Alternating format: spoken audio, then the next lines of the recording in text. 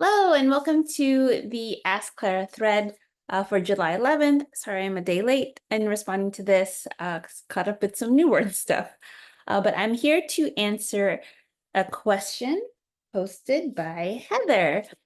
So she wrote, Hi Clara, I love making free opt-ins, so much so that I have so many with very little follow-up value, nor do I have any nurture sequences. Do you have an approach or nurture plan you would recommend for existing or new opt-ins that you would suggest? Also, what's the difference between opt-in, freemium, and other like terms? So just that question at the end. Normally, you might hear interchangeably the terms opt-in or lead magnet used. Those basically just mean, the free resource. You might also hear the word freebie. It's basically the free resource that you are offering to an email subscriber in exchange for their email address. A lot of times you might also have opt-in used as a verb. You're opting in to someone's email list. You're opting into a form where, again, they're exchanging their email address in return for something of value that you're giving them for free. For the term freemium, that's commonly used like for technology platforms. So it's a mashup of free and premium. So a lot of times SaaS platforms might offer a freemium app where you have certain features that are available for free. And then if you want access to more advanced features, then you have to pay some sort of premium price. So think of free versions of like Spotify or Dropbox. Those are freemium type service models where there is a free plan, but if you want more features, you got to pay a little bit, right?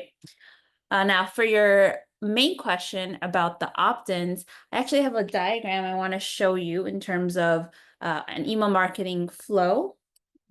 Just go to my drawing that I have here. So what I'm showing right now is an example of the funnel that I use when someone opts into one of my freebies. So let's just focus on the one in the center called, freebie number 2, because let's say you have multiple ones. Actually, should actually say 3. Anyway, so when someone opts into one of the freebies, they are going to be added to my email list because they've given me their email address in exchange. So I'm at this step right here, opting into the email list. And typically, as soon as someone opts into my email list, they are going to get, of course, an email that's delivering the freebie that they signed up for. And then they're going to get a nurture sequence right here. Now, the nurture sequence is typically anywhere between 3 to 5 emails, with emails generally spaced about a day apart. And each of those emails are meant to deliver value, introduce myself to this new subscriber so they get to know me. And I'm delivering value because I want to build up that know, like, trust factor. Now, as far as how many emails you want to send or how often you want to send it, like I said, 3 to 5, about a day apart. You could tweak it if you want. Maybe if you only want to write 3 emails, you could start on the shorter end. And as you become more advanced with email marketing, maybe you do add on a couple more emails because you have other content you want to share. Now, after the nurture sequence, if you have an offer that is related to the freebie topic that they signed up for, that's when you can come to this step. Whoops, not the eraser. We just want to circle this.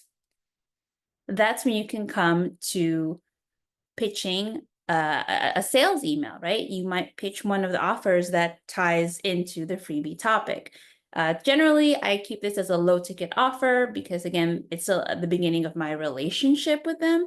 So low ticket could be, for your industry, is that somewhere in less than $100 or less than just a few $100s? So again, you determine that for your industry. Now, in that sales email, let's say they bite, then they go over here and they actually make a purchase. They go to the sales page, sign up for your mini course, your template, whatever it is that you're selling in that particular email. Now, let's say they choose to pass. They don't want to buy whatever it is you were trying to sell in that email. That's okay. They can continue to stay on your email list and receive your emails at whatever frequency you send it out. So are you someone that's sending weekly emails or twice a month or maybe once a month, whatever that frequency is, as long as they're staying on your list, they'll continue to get content and value from you. And then in the future, maybe a month after they've originally joined your list, or maybe this is several months, maybe it's even a year that they've been on your list, you can try pitching them an offer again. It could be the same offer from before, or maybe it's a new offer that you've created. And maybe by that time, the know, like, trust factor has built up even more. And then, yes, they finally decide that they're going to buy an offer. So that's typically the funnel that I have been using. And to your point about, if you have all these different opt-ins that you have created in the past, my question to you is, are those opt-ins leading into a nurture sequence and a funnel the way freebie number 2 is? Or are people just downloading this freebie from you and then you're not doing anything with them, either because you haven't mailed a funnel before or because you don't quite know what offer to lead them to? So in those cases where there's not a clear offer that you can then lead them to, I would say, why not just streamline your funnels and just, get rid of the ones that don't lead in anything. So let's say freebie number 3 doesn't lead to anything right now, then go ahead and, not worry about it, discontinue it, take it off your site, or just don't worry about maintaining, delivering that freebie. But maybe freebie number 1 has a similar topic that would be of interest to the same person that liked freebie number 2. Well, in that case, if it's a related topic, you could chain freebie number 2 to the same funnel as you could chain freebie number 1 to the same funnel as freebie number 2. So in both cases, you have 2 different opt-ins of people, 2 ways for people to get onto your email list. They get the nurture sequence and they go down this funnel right here. And all of this, by the way, can be automated. I don't know what email service provider you're using, but leverage the email marketing automations that are available within it so that it can automatically send the nurture sequence, send this follow-up sales email. I myself use ConvertKit. I'm a big fan of ConvertKit and their automations. And that's something I could go more into in another training. I'll probably actually be going into it more in next week's training on our live call. But that is a high-level view of a freebie funnel that eventually can lead to a sale of a digital product. All right, thanks for your question, Heather. And yeah, let me know in next week's thread if that made sense, if you have other questions about it. Thank you.